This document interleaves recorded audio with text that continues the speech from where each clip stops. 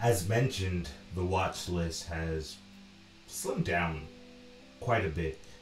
That's mostly because the time of the year that we're in. This was February. All of the shows end in December. They don't really come back until that until that March, April time period, really. So that's a big part of it. Also, I've been, in a sense, trying to stay away from things. I have a lot of shows from Purgatory that I haven't gotten to. But let's get into the watch list for this week, because specifically it actually has changed this week. If you look at it, we have the Circus up there, and the Circus has only just come back this week. If you've never watched this before, the Circus, and you don't know what the Circus is, it's just one of the most fun political shows that there is out there. It is diving into the circus of politics, but it's done in such a cool, swaggy way. This past episode, one of them is in Poland. Great show. Really an inspiration for a lot of the work that I do in my own life, just how you can create documentary style work, but also keep it very genuine. And in reality TV, you can't show everything, right? That's why it is you're creating your own reality. But not only can you focus on the cool parts of that aspects, but you can really show textures and details that most reality shows don't do, because they're just trying to keep you entertained for so long. There's another show on this list called, actually we'll get into it later, that's in the memorial section. It is a reality TV show produced by Jason Momoa for HBO Max called The Climb, and it does the same thing, and I was really fond of it for that reason. Also on the Sunday watch list, we have Last Week Tonight, which just came back recently too. You know, politics, good stuff. You know, Last Week Tonight is one of the most Emmy-nominated late night shows of all time. Whether that accreditation means something to you is up to you, and we are not going to debate it today. And finally, on the Sunday watch list, we have The Last of Us, which has been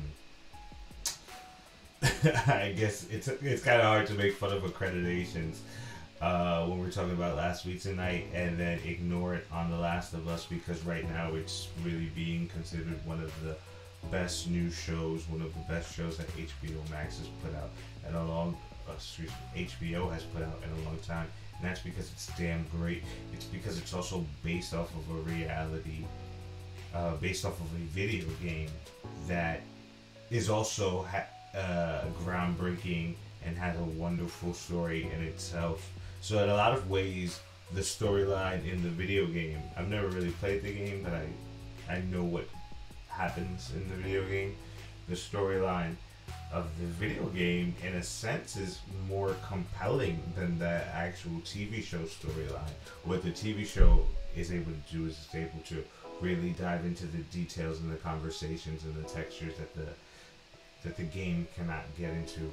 But another thing that I think not only HBO does incredibly, but the creators and the producers of this show have done, is HBO is not scared to peel back the curtain. At the end of all their shows, they do it behind the scenes. They understand that their consumers enjoy the featurettes and want to know what the show has done. But specifically on The Last of Us, I feel that they've gone above and beyond. People are really talking about The Last of Us podcast, which is hosted by the actor who played the lead character in the video game and also is in the show but is playing a different character. We're actually going to meet him next week. And then it is the co-hosts are the creator of the game, Neil, and then basically the creator of the television show, who is also the creator of Chernobyl on HBO. And I find myself watching the show, watching the Easter egg videos, and then listening to the podcast immediately after, which I don't really do for any show. But HBO, yeah, and HBO has had podcast show. Now that I think about it, has had podcasts after shows for a lot of their content. Raised by Wolves, I always saw it at the end too, but I never even felt compelled to listen to it until now. And actually, now that I'm talking about it, maybe I should go back and listen to some of those. Maybe they were so good. Either way, Last of Us has 2 episodes left. I should talk about it more when we get into the memorial section, but it's had beautiful episodes. Episode 3, I really think is the groundbreaking one that a lot of people spoke about, was absolutely beautiful. And I know it's a good show when my friends who don't watch television regularly are like, "Hey, have you watched this show yet?" And I'm like, did I? Of course I watched it. I'm surprised you know anything about it. But that's just me being a pretentious asshole, right? Moving on our Monday playlist, we have Being the Elite, which is a YouTube wrestling show. The guys are back from hiatus. It's back. Good inspiration, good half an hour or less every week. Then Monday nights are also just committed to wrestling, AEW, and Raw. Tuesdays also committed to just wrestling. Got some more AEW. On Wednesdays we have The Bad Batch, which is back, fun animated Star Wars show. Dave Filoni, creator of the show. It's just like, clearly, I mean, we know he's a Star Wars super fan, and he brings us fun every week. It is a cartoon series, but it's not made for children. It's just made for Star Wars fans, and I think that niche is incredible. Maybe only possible because now we have the television streaming services like Disney Plus available. Because, if it was going to be on Nickelodeon or another channel like that, it'd have to be more kid-friendly. But I feel like right now it really dives in between whether it needs to be kid-friendly or not. And I enjoy that. Wednesday's got more wrestling, AEW Dynamite. Clearly, I talk about so much of the content that I do, and you're going to see it in the rest of the sections. But if you just looked at my weekly watch list, you would think all I do is watch wrestling. And I would agree with you if I didn't watch everything else that we're going to talk about over the next hour or so of Manic Music Media Monday. No shows on Thursdays, which changes this week because the Problem with Jon Stewart returns to Apple TV, which I believe is a Friday show, but I've mentioned it on this show before. Apple TV drops all of their episodes like the previous evening, the evening prior to when it's supposed to come out. And I love it. I'm happy for it. I'll be happy to get Jon Stewart back on the Thursday, but I don't consider it a Friday show. So I guess we're going to have to figure out where it fits onto this list sometime in the next 2 or 3 days. And then lastly, on Friday, we got more wrestling, WWE SmackDown, AEW Rampage, of course, and then you get Real Time with Bill Maher, which is more political stuff. If you know the YouTube channel Breaking Points, Crystal and Cigar, they used to work for a different show. They left that political show and they created their own channel and they created their own network. I was watching them a few weeks back and they were making fun of Bill Maher because they were like, who watches this? Like, whose demographic is this? And I don't think they realize that there are people like me who watch it who don't agree with everything that he says, don't agree with a lot about what he says, but also respect what he's done not only in politics but also in the television realm over the last 20 years or so. But the fact that now, over time, of Real Bill Maher, also it plays on CNN, does make it very strange, and it does make me question, do I fit into this bubble that this is in? Because I don't believe I do. I mean, maybe I watch in the Circus, So there's got to be some overlap there, right? Like, we're just trying to find good politics. And not brainwashed tribal bullshit. But who knows?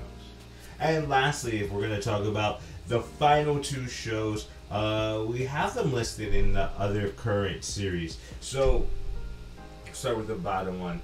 Over the past, last weekend or so, I had some more extra time doing a lot of work, and I just put on The Mandalorian in the background. I kind of wanted to be in that Star Wars world. I've mentioned that with Batman before, with Zack Snyder and the Army of Dead. Like, with a lot of these franchises, you like them so much, you love them so much that you just want to be enthralled into the world of them at times. So I just wanted to be in a part of Star Wars that I enjoy. It's still a bit soon to put on Andor again. I'm still reeling off of how much I liked it. So Mandalorian is returning this week, March 1st. Okay, yeah, actually Mandalorian starts like in 2 days. Cool. So I watched the first 2 seasons over again, just in the background, not really focused on it. And I forgot so much of what happened. So many of the details. You remember the big standouts. But watching it, I was just thinking like, oh, this happened, this point happened, this little point happened. Like, oh, this is where the storyline is going. And I think, I've said this probably countless times on the show, we consume so much that you don't know what you hold on to and what you keep on to. So being able to go back to it was really like, allowed me to get excited for season 3, not only in a way, not only in like, I'm just excited because I like this show feeling wise, but also narratively to understand where it could possibly be going. I forgot what my relationship with Din Djarin was. I forgot what my relationship with Grogu was. And it was nice to reconnect with them before I reconnect with them again this week, apparently. And then the last show that we're going to talk about for the other current series is Snowfall, which is actually another show that the final season just premiered this past week. Snowfall, I remember when it premiered in 2017. I remember the cool-ass marketing for it. And I remember thinking, that show looks cool. I'm going to watch it. And then I just never watched it. And now we're 5-6 years later. The show has continued, has become a hit in its own right, has really created its own niche fan base. And I've spoken to people over the years who watch it, who enjoy it. And I just never got there. So one night, I was getting ready, getting dressed to go out to a party, to go see a DJ that I am a fan of, friend of, go perform. And I don't know, clicked on something quickly before it, saw the final trailer, or saw the trailer for the final season of Snowfall, and just thought, I should watch that show. You know what? Maybe not.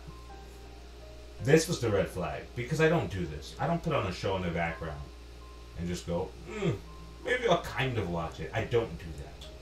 If I put it on, it's with intent, and it's with intention. It's intentional for me to watch it. So I think part of me just maybe didn't even really want to go out that night. Maybe the plan was what I thought I had to do rather than what I really wanted to do. So I put it on. By the end of the night, I finished the whole first season. It was good. I enjoyed it. I put together some furniture, which is probably what I needed to do ultimately anyway. And I loved it. I fell deeply in love with the show quickly. It was a little quirky. I think when you watch season 1, especially when it happened 6 years ago, some of the things that maybe worked back then don't work so well now. But I really enjoyed it, and I can't wait to finish it. My idea was, hey, if I watch this first season, maybe I'll watch all of the other seasons so that I can watch this final season live with it as it ends. So maybe I still have 10 weeks to do that. or however many episodes, 8 to 10 weeks that this final season will have. But like I mentioned, I wasn't supposed to watch it that night. It wasn't in my agenda. It just happened. So it's really been not part of the plan at all to get it back into it. But I will finish it. I enjoyed it. I enjoyed the feeling of it. I enjoyed the storyline of it. We watched so many like shows about like drug dealers and like shows with murder in it, and it's just skips over all the details, and it's a complaint that I have a lot of the time. But when the world that they build you in, the world that you're in, is constantly skipping over details, you just let it happen. You let it slide. Snowfall really takes its time and does not skip those details, at least for that first season. And I admire it for that. I think it takes bravery to do that. And I think it keeps your show like low scale, and I don't mean that as an insult. I mean that